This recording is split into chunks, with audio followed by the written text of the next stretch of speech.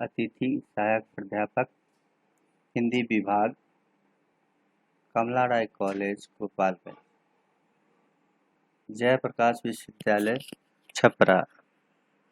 प्यारे विद्यार्थियों, आज आप अग्निपथ कविता का व्याख्यान सुनेंगे।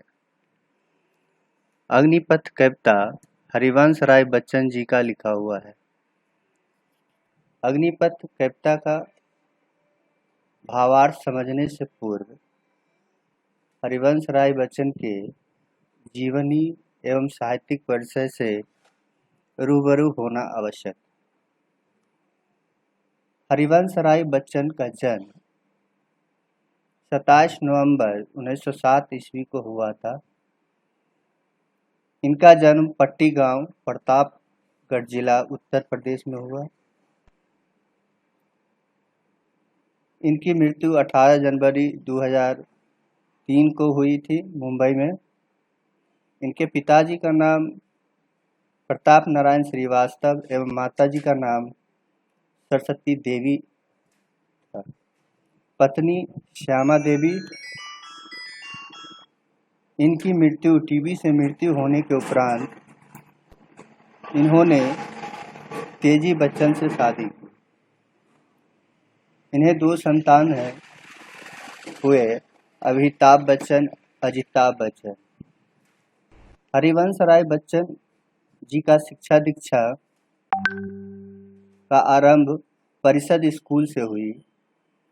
इन्होंने कायस्थ पाठशाला में उर्दू की शिक्षा ली।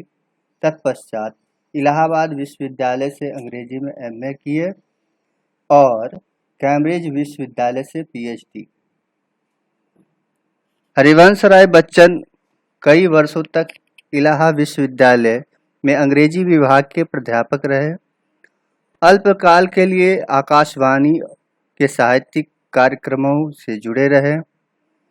1955 ईस्वी में वे 10 वर्षों के लिए विदेश मंत्रालय में हिंदी विशेषज्ञ होकर दिल्ली में रहे। ये राज्यसभा के मनोनीत सदस्य भी रहे। हिंदी के लोकप्रिय कवि तो थे। इन्हें 2 चट्टानें कविता के लिए 1968 ईस्वी में साहित्य अकादमी पुरस्कार से सम्मानित किया गया। 1968 ईस्वी में ही सोवियत लैंड नेहरू पुरस्कार भी मिला। बिरला फाउंडेशन से सरस्वती सम्मान तथा भारत सरकार से 1976 ईस्वी में पद्म भूषण सम्मान से सम्मानित हुए।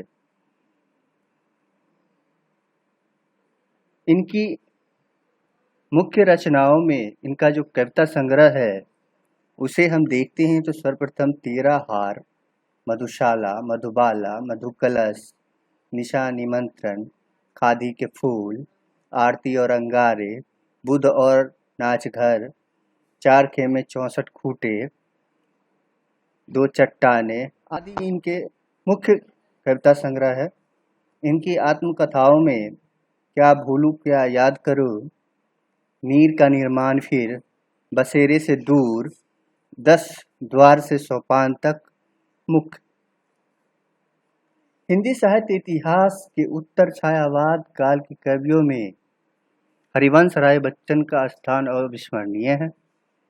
इन्होंने कविता और गद्य दोनों क्षेत्रों में महत्वपूर्ण स्थान प्राप्त किया। हालावाद के प्रवर्तक हरिवंश राय बच्चन हैं। मधुशाला, मधुबाला और मधुकलश, इन 3 रचनाओं में हालावाद पूर्णतः व्यंजित है। इन्होंने निराशा, पीड़ा और वेदना के साथ साथ मिलन बेला की सुंदर झांकी भी है इनकी रचनाओं में। बच्चन ने हालावाद के माध्यम से आम आदमी के जीवन की सारी निरस्ताओं को स्वीकारना सिखाया है। बच्चन जी द्वारा मदरा, साकी, प्याला और मदरालय की मदद से जीवन की सच्चाइयों का विश्लेषण करने का कलात्मक प्रयास भी किया है। इन्होंने अपनी कविता में जीवन और प्रेम से उपजे अवसाद को साहस में बदलने की पुरजोर प्रयास किया है, जिसकी बानगी उनकी कविता में जो बीत गई सो बात गई कि चंद पंक्तियों में प्रस्तुत। जीवन में एक सितारा था, माना वह बेहद प्यारा था, जीवन में एक सितारा था, माना वह बेहद प्यारा था, वह डूब गया तो डूब गया। अंबर के आंगन को देखो, कितने इसके तारे टूटे, कितने इसके प्यासे छूटे।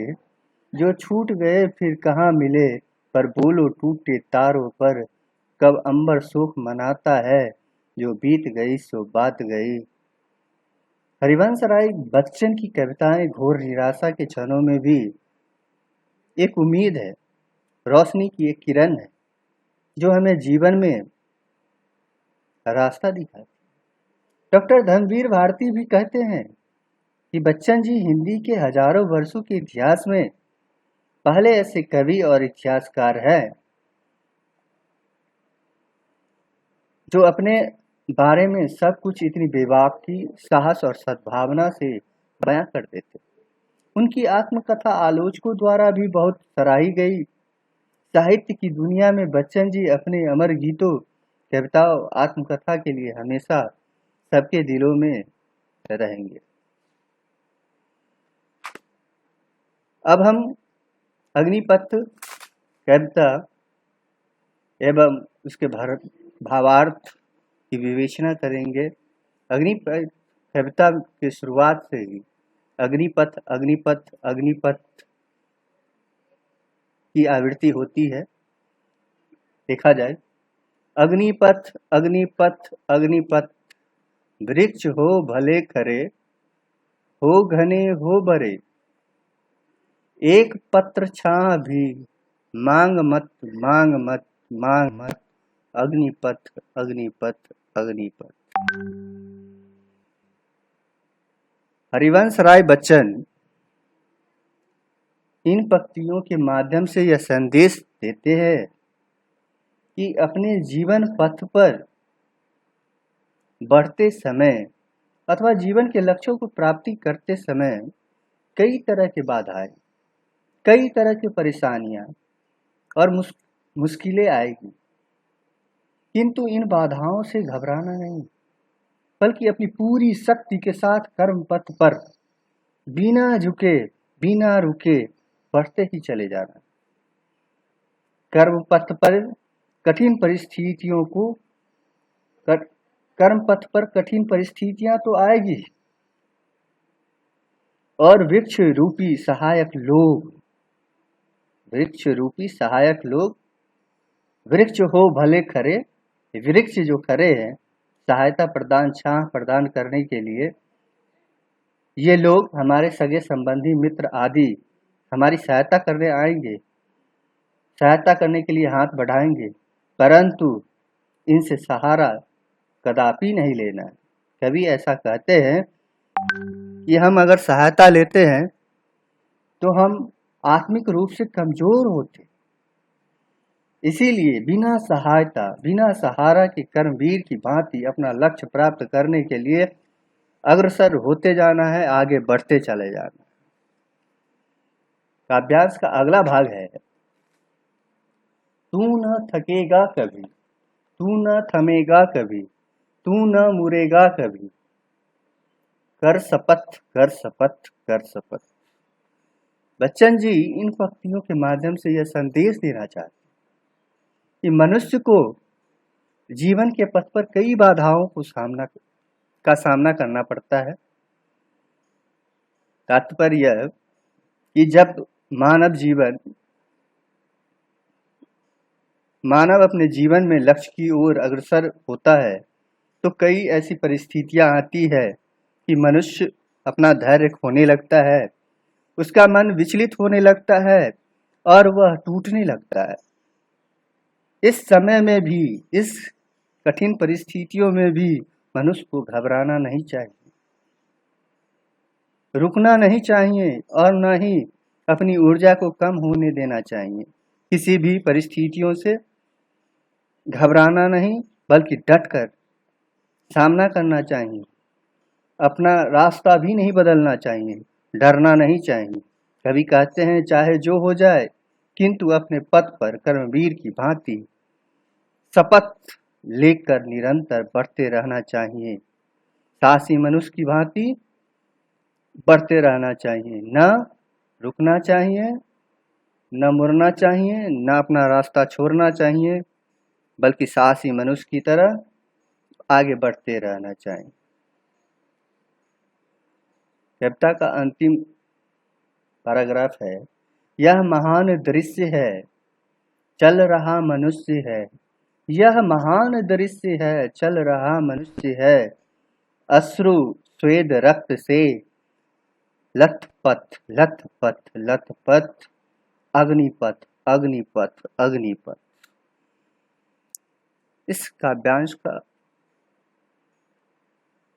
भावार्थ यह है, इन पंक्तियों में बच्चन जी कहते हैं कि जीवन संघर्ष से भरा है और मनुष्य को कदम कदम पर परीक्षा से गुजरना पड़ता है। कई बार डगर इतना वेदनामय हो जाता है कि आंसू बहाते हुए भी जीवन पथ पर बढ़ना पड़ता है। मनुष्य को सफलता प्राप्त करने के लिए कठिन दौर से गुजरना पड़ता है।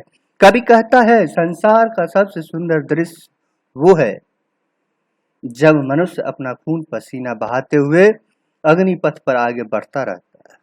सफल वही होता है जो कठिनाइयों का सामना करते हुए भी चलता रहता है। ये कविता का भावार्थ हुआ।